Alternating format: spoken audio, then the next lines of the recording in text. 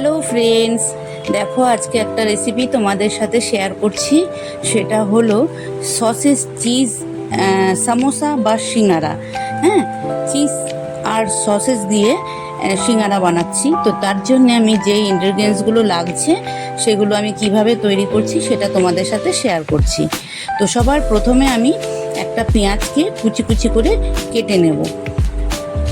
তো চলো দেখতে থাকো। এই যে আমি পেঁয়াজটা একদম ছোট ছোট টুকরোতে কেটে নেব।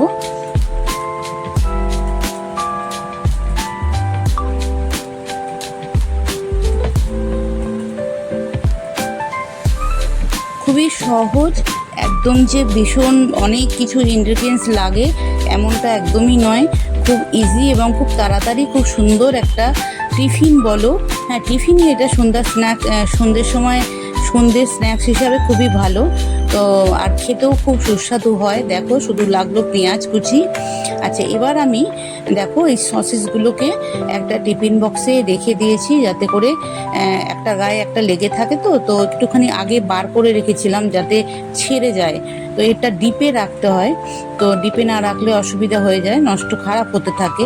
তো সেই জন্যে ডিপে রাখা ছিল, তো একটার সাথে একটা জুড়ে ছিল। তো একটু আগে এটাকে বার করে রেখে দিয়েছিলাম যাতে ছেড়ে যায়। তো এই যে দেখো একটা একটা করে আমি কুচি কুচি করে নিচ্ছি সসেসগুলোকে। একদম বারিক করে কুচি করে নিলাম, যাতে করে এই আসল কথা যেই সিঙ্গারাটা বানাবো বা সামোসাটা বানাবো তার ভিতরের যে পুডিংটা সেটা এটা হবে আর কি, বুঝতে পারছো? তো চলো দেখো আমি নিয়ে নিয়েছি ময়দা, তার মধ্যে দিলাম একটুখানি বেকিং সোডা আর নুন। এই যে নুন তোমাদের দেখাচ্ছি, দেখো এই যে নুন, একটু বেকিং সোডা আর নুন দিলাম। আর দেবো একটুখানি রিফাইন্ড অয়েল দিচ্ছি। এই যে তাতে করে সামোসাটা একটু ক্রিস্পি হবে, একটু খাস্তা হবে। তো সেই জন্যে আমি এবার এটাকে এই ময়দাটাকে মেখে নিচ্ছি, মেখে একটা ডো তৈরি করে নেব।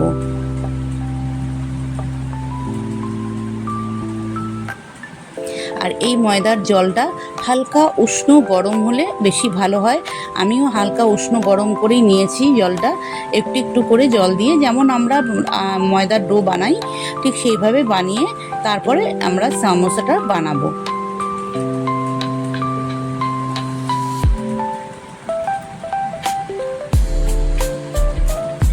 জিনিসটা জোগাড় করতে, মানে এই সমস্ত জিনিসগুলো অ্যারেঞ্জ করতে যেটুকু টাইম লাগে, তারপরে তো ফটাফট হয়ে যায়। তাও দেখো তোমরা। আর ডোটা একটু শক্ত টাইপের করে ডোটা করতে হবে, একদম নরম তুলতুলে করা যাবে না, ডোটা একটু শক্ত হবে। দেখো আমার ডোটা বানানো হয়ে গেল। আর তারপরে এর উপরে একটু তেল দিয়ে আমি ঢেকে রেখে দেবো। একটু উপরে তেল দেবো, তেল দিয়ে ঢেকে রেখে দেবো। আচ্ছা, এবার দেখো আমি পেঁয়াজ কুচিটার মধ্যে দিয়ে দিলাম চিজ। এই যে গ্রেট করা চিজ, এটা রেডিমেড কিনতেই পাওয়া যায়। এই তোমাদের দেখাচ্ছি, দেখো গ্রেট করা চিজ। আর এই যে সসেসগুলো কাটলাম আমি, এইগুলো একটু হালকা ফ্রাই করে নেব, কাঁচাটা দেব না। ঠিক আছে, কাঁচাটা দেব না, একটু হালকা ফ্রাই করে নেব, করে একসাথে ওই ভিতরকার মশলাটা বানাবো, স্টাফিংটা।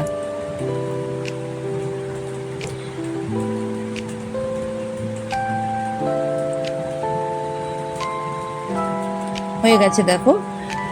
তো একটু হালকা লাল লাল হয়েছে। আমি এর মধ্যে মিশিয়ে দিলাম যেখানে চিজ, পেঁয়াজ আর সসেস।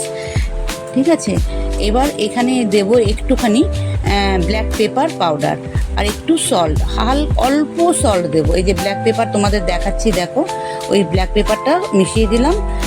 আর একটু দেব আমচুর পাউডার, এই যে তোমাদের দেখালাম, একটু আমচুর পাউডারটা ঢেলে দিলাম। এরপর এটা ভালো করে মিক্সড করে নেব। এই ভালো করে মিক্সড করে নিচ্ছি ভিতরের স্টাফটা, বুঝতে পেরেছো? আচ্ছা, এবার আমি দেখো প্যানটায় আমি দিয়ে দিয়েছি তেল। আর আমি এবারে এই ময়দার এটাকে বেলে নিচ্ছি। বেলে যেমনভাবে সামোসা আমরা বানাই সেইভাবে হাফ করে কেটে তারপরে তার ভিতরে পুরটা দিয়ে যেভাবে বানাচ্ছি ওইভাবে বানিয়ে ফেলতে হবে একটা একটা করে সব কটা। তো আমার হয়েছে টোটাল 12টা, যেটুকু আমি ময়দা নিয়েছিলাম তাতে করে আমার 12টা হয়েছে। এবার আমি এই দেখো ইয়েটার মধ্যে ওটাকে মুড়ে এর ভিতরে আমি ইয়েটা দিয়ে দিচ্ছি যেটা বানালাম, বানিয়ে তারপরে মুখটা আমি বন্ধ করে দেবো। একটু বেশি করে ভরে ভরে দিলে না খেতে ভালো হয়। আর ভেতরে যখন এটা ভাজবো তখন এর ভিতরে যে চিজটা আছে ওই চিজটা খুব সুন্দরভাবে মুখে পড়বে, এবং সসেসটাও একটু বেশি করে যদি ভেতরে দেওয়া যায়। তো আমি সামোসাগুলো আমার বা সিঙ্গারাগুলো আমার খুব বড় সাইজ আমি করিনি, বড় সাইজ করিনি, ছোট ছোটই করেছি। তো বড় করলে আমরা বড় করতেও পারি, যেমন বাইরের সিঙ্গারা আমরা খাই ঠিক অত বড় সাইজ করতে চাইলে অত বড় সাইজও করা যাবে। তো আমি ঘরের জন্য করছি, সেই জন্য আমি ছোট ছোট করেই করেছি। দেখো দ্বিতীয়টা বানাচ্ছি, একটা লেচি থেকে দুটো হয়।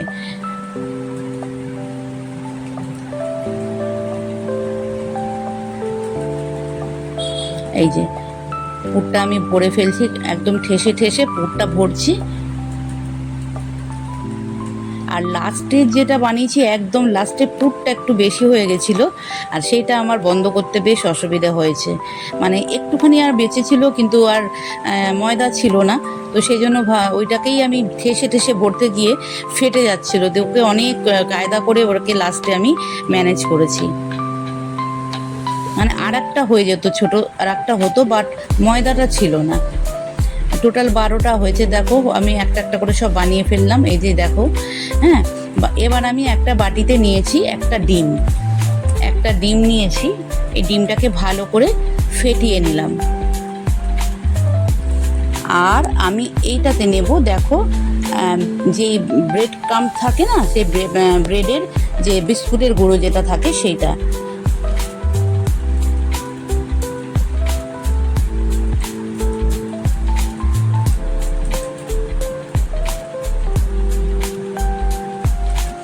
এরপরে আমি দেখো সমস্ত এই সিঙ্গারা বা সামোসার মধ্যে এই ব্রাশে করে আমি এই এগের মানে এই ডিমটার যে এটা করেছি সেইটাকে ব্রাশে করে প্রত্যেকটা সামোসার মধ্যে আমি ব্রাশ করে দেবো। এই যে দেখো একটা একটা করে প্রত্যেকটার মধ্যে ব্রাশ করে দেব। এপিঠ আর ওপিঠ দুপিঠেই আস্তে আস্তে করে এটাকে ব্রাশ করব সামোসাগুলোর মধ্যে।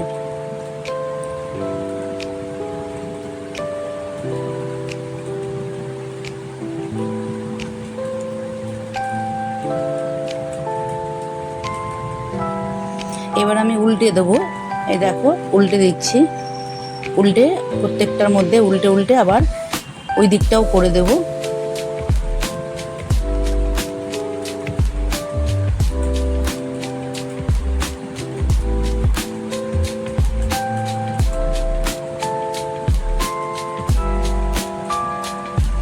দেখো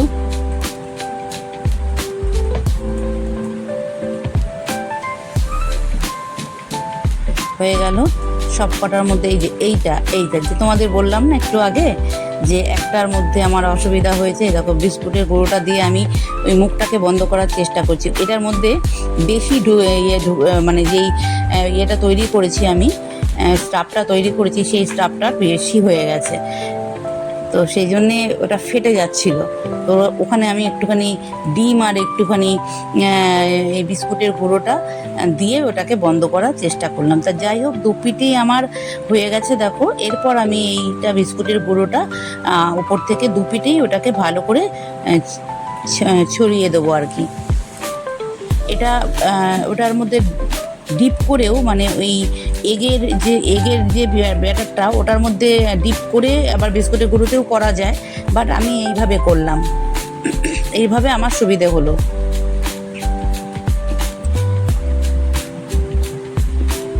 এই যে পুরোটা ছড়িয়ে একদম রেডি করে নিলাম, এপিট ওপিট বিস্কুটের গুঁড়োটা ছড়িয়ে দিলাম।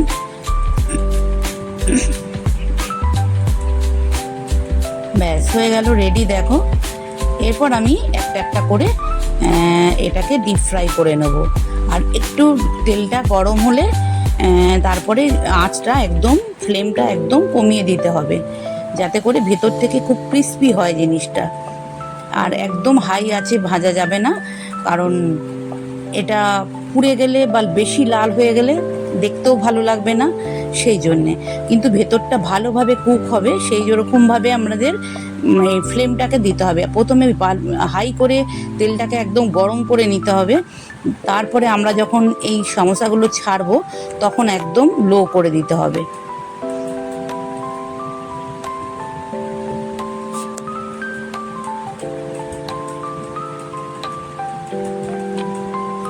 দেখো মোটামুটি এই রকম কালারটা আসলে আমাদের বুঝতে হবে মোটামুটি হয়েছে। একদিকটা মোটামুটি হয়ে গেছে, এবারে উল্টো দিকটা আমি করে নেব। এদিক ওদিক ঘুরিয়ে ঘুরিয়ে ভালো করে ভেজে নিতে হবে। এটা তো তোমরা সবাই জানো, বাট বেশি লাল করাটা যার যার ওপরে, মানে কেউ যদি ভাবে একটু আমি বেশি ব্রাউনিশ করবো, তাহলে সেটা তারা করতেই পারে। এবার দেখো আমি এইরকমভাবেই লো আছে অনেকক্ষণ ভেজেছি, একদম লো ফ্লেমে অনেকক্ষণ এটাকে ফ্রাই করেছি, যাতে কালারটা বেশি লাল না হয়ে যায় আর ভেতর থেকে পুরোটা ঠিকঠাকভাবে ভাজা হয়ে ফ্রাই হয় আর কি। এটা আরেকটু হবে, যাকে হয়ে গেল দেখো। আর বাকিটা আমি পরে ভেজে নেব। এই যে লাস্ট তোমাদের দেখাচ্ছি, দেখো এরকম হয়েছে। তো চলো, কেমন লাগলো অবশ্যই জানিও।